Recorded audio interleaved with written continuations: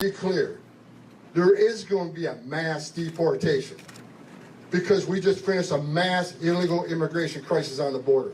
It's a felony to knowingly harbor and conceal an illegal alien to immigration authorities. Don't test us. Welcome back to Politically Animated for another episode of City Hall Chronicles, where we dive deep into the political waters of the Big Apple. Today, we've got news that's hotter than a New York summer. Mayor Eric Adams is gearing up for a sit-down with the incoming Trump administration's border czar, Tom Homan. That's right, Mayor Adams, the man who once said he'd rather fight crime than fight with the feds, is ready to talk turkey about the migrant crisis. And boy, does he have some ideas, or some we know of already. But let's check out his recent sit-down with Marsha Kramer. Mayor Adams meets with the new federal border czar next week and says he has suggestions to help combat the migrant crisis. Political reporter Marsha Kramer says the mayor wants asylum seekers to go where the jobs are and stay there for 3 years. If Mayor Adams has his way, you will no longer see wave after wave of asylum seekers getting off buses and asking officials to find them food, clothing, and shelter. We're dealing with the population problem in many of our municipalities.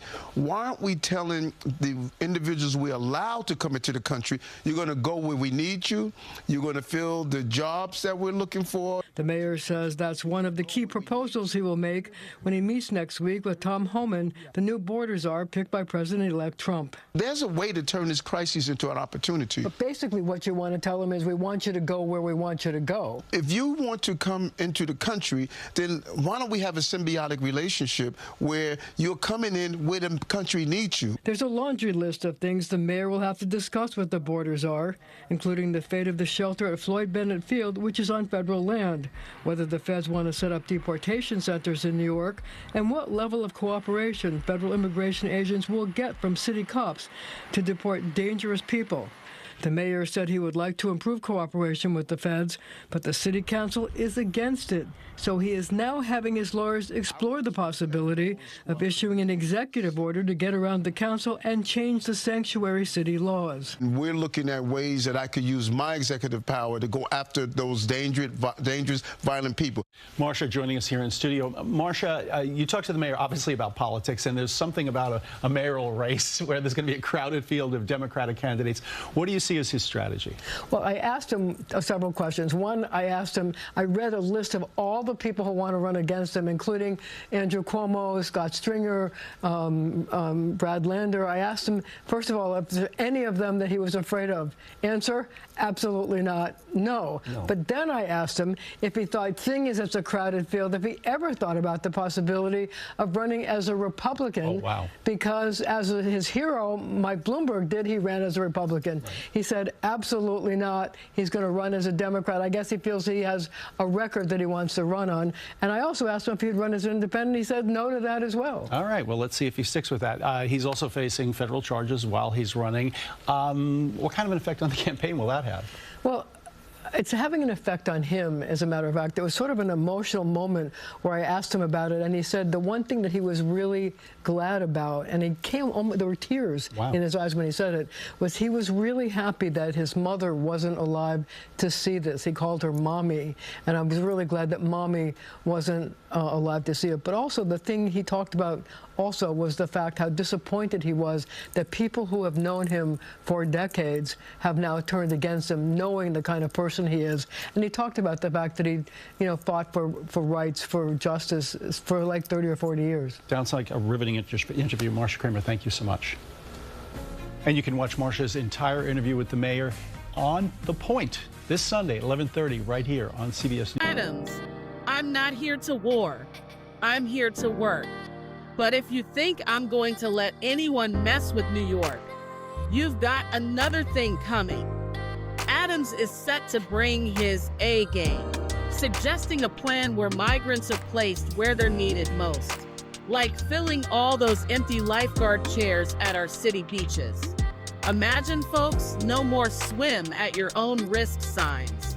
But wait, there's more. With this meeting, could we be looking at Adams in the mayor's office for another term? He's playing it cool. But let's be honest, who doesn't want a sequel to the Adams era.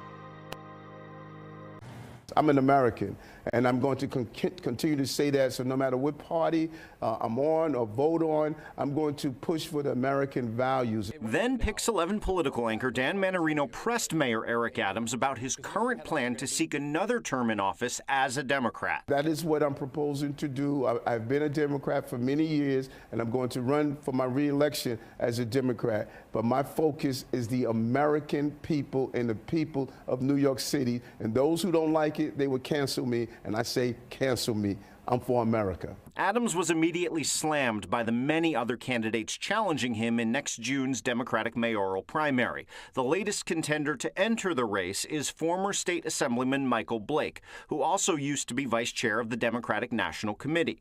During the taping of this weekend's edition of Pix on Politics, he said the mayor is pandering to President-elect Donald Trump. He was a registered Republican under the Rudy Giuliani era.